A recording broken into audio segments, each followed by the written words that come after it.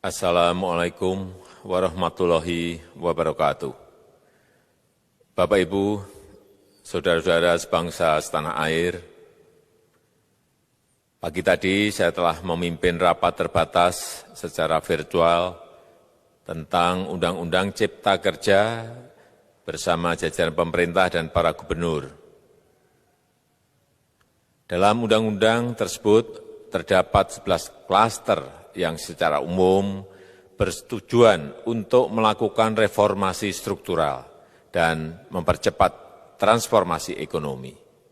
Adapun klaster tersebut adalah urusan penyederhanaan perizinan, urusan persyaratan investasi, urusan ketenagakerjaan, urusan pengadaan lahan, urusan kemudahan berusaha, urusan dukungan riset dan inovasi, urusan administrasi pemerintahan, urusan pengenaan sanksi, urusan kemudahan pemberdayaan dan perlindungan UMKM, urusan investasi dan proyek pemerintah, serta urusan kawasan ekonomi.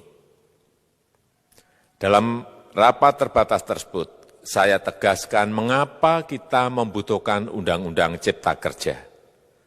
Pertama, setiap tahun ada sekitar 2,9 juta penduduk usia kerja baru, anak muda yang masuk ke pasar kerja, sehingga kebutuhan atas lapangan kerja baru sangat-sangat mendesak. Apalagi di tengah pandemi, terdapat kurang lebih 6,9 juta pengangguran dan 3,5 juta pekerja terdampak pandemi COVID-19. Dan sebanyak 87% dari total penduduk bekerja memiliki tingkat pendidikan setingkat SMA ke bawah, di mana 39% berpendidikan sekolah dasar.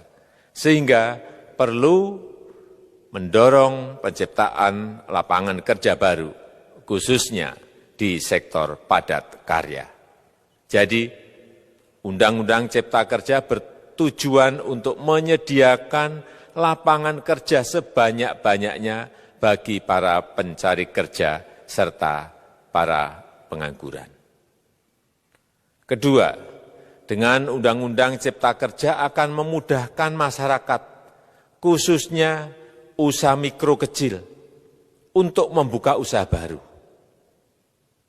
Regulasi yang tumpang tindih dan prosedur yang rumit dipangkas. Perizinan usaha untuk usaha mikro kecil, UMK, tidak diperlukan lagi. Hanya pendaftaran saja. Sangat simpel. Pembentukan PT atau perseroan terbatas juga dipermudah. Tidak ada lagi pembatasan modal minimum. Pembentukan koperasi juga dipermudah. Jumlahnya hanya 9 orang saja. Koperasi sudah bisa dibentuk. Kita harapkan akan semakin banyak koperasi-koperasi di tanah air. UMK, usaha mikro kecil yang bergerak di sektor makanan dan minuman. Sertifikasi halalnya dibiayai pemerintah. Artinya gratis.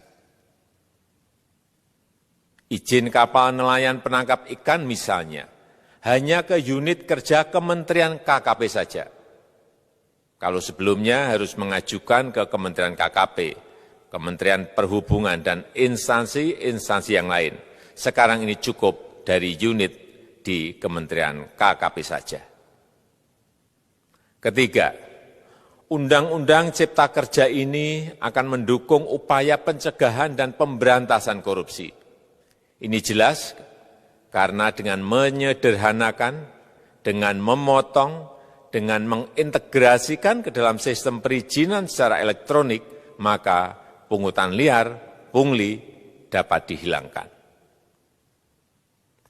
Namun, saya melihat adanya unjuk rasa penolakan Undang-Undang Cipta Kerja yang pada dasarnya dilatar belakangi oleh disinformasi mengenai substansi dari undang-undang ini dan hoax di media sosial. Saya ambil contoh, ada informasi yang menyebut tentang penghapusan UMP, upah minimum provinsi, UMK, upah minimum kota kabupaten, UMSP, upah minimum sektoral provinsi.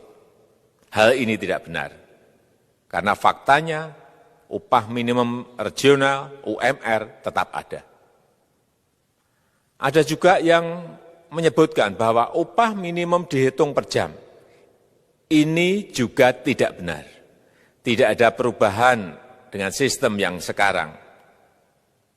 Upah bisa dihitung berdasarkan waktu dan berdasarkan hasil. Kemudian adanya kabar yang menyebutkan bahwa semua cuti sakit, cuti kawinan, cuti khitanan, cuti baptis, cuti kematian, cuti melahirkan, dihapuskan. Dan tidak ada kompensasinya. Saya tegaskan juga ini tidak benar. Hak cuti tetap ada dan dijamin. Kemudian apakah perusahaan bisa mem-PHK kapanpun secara sepihak? Ini juga tidak benar. Yang benar, perusahaan tidak bisa mem-PHK secara sepihak. Kemudian juga pertanyaan mengenai benarkah jaminan sosial dan kesejahteraan lainnya hilang. Yang benar, jaminan sosial tetap ada. Yang juga sering diberitakan tidak benar adalah mengenai dihapusnya AMDAL, analisis mengenai dampak lingkungan. Itu juga tidak benar. AMDAL tetap ada. Bagi industri besar harus studi AMDAL yang ketat. Tetapi bagi UMKM lebih ditekankan pada pendampingan dan pengawasan. Ada juga berita mengenai Undang-Undang Cipta Kerja ini mendorong komersialisasi pendidikan. Ini juga tidak benar. Karena yang diatur hanyalah pendidikan formal di kawasan ekonomi khusus, di KEK. Sedangkan perizinan pendidikan tidak diatur di dalam Undang-Undang Cipta Kerja ini. Apalagi perizinan untuk pendidikan di pondok pesantren. Itu tidak diatur sama sekali dalam Undang-Undang Cipta Kerja ini. Dan aturannya yang selama ini ada tetap berlaku. Kemudian diberitakan bahwa keberadaan bank tanah.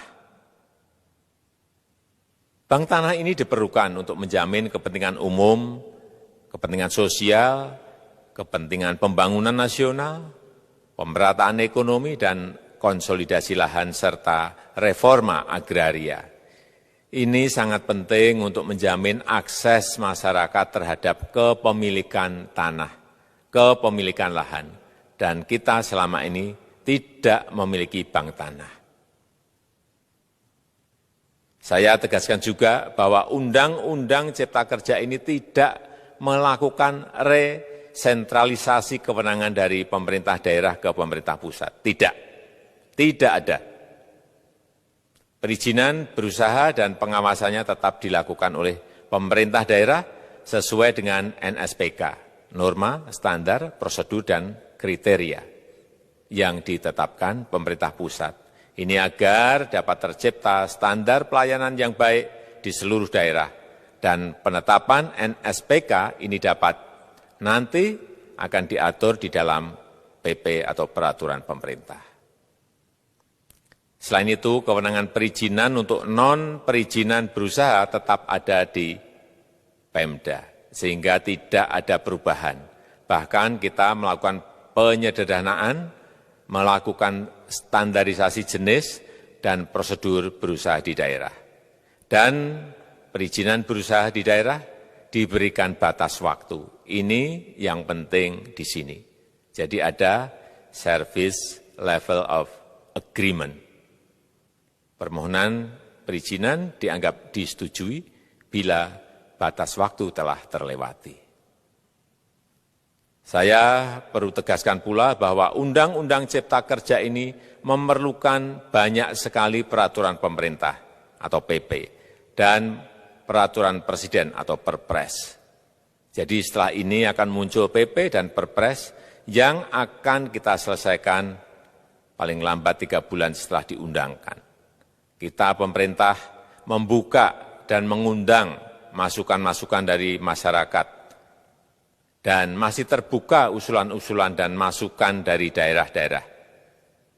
Pemerintah berkeyakinan melalui Undang-Undang Cipta Kerja ini jutaan pekerja dapat memperbaiki kehidupannya dan juga penghidupan bagi keluarga mereka. Dan kalau masih ada, jika masih ada ketidakpuasan terhadap Undang-Undang Cipta Kerja ini, silahkan mengajukan uji materi atau judicial review melalui MK, Mahkamah Konstitusi. Sistem ketatanegaraan kita memang mengatakan seperti itu. Jadi, kalau masih ada yang tidak puas dan menolak, silahkan diajukan uji materi ke MK.